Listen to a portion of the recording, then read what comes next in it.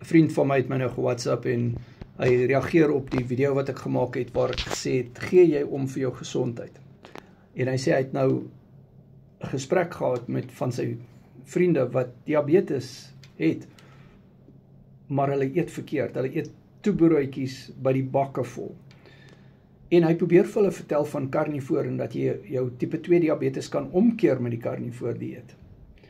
En hy vra toe raad, hy sê, want het voel asof hy nie kan deurdring tot hulle nie. En ek sê vir hom, weet jy, partykeer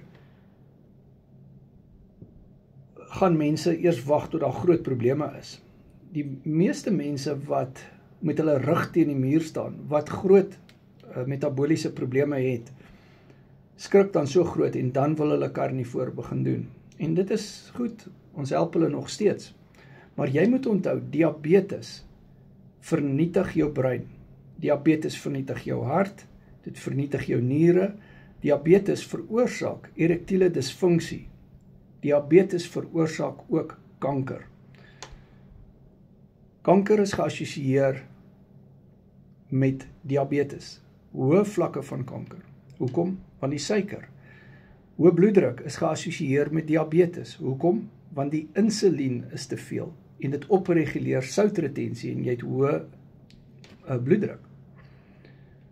Jy voeder die niere op as gevolg van daardie hoë bloeddruk. En die glikose veroorsaak glikasie.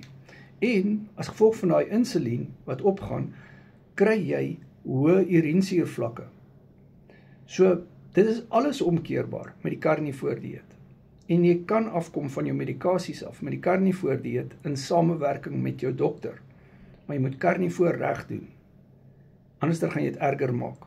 Jy kan jou urinesuurvlakke hoër maak as jy karnivoor verkeerd doen.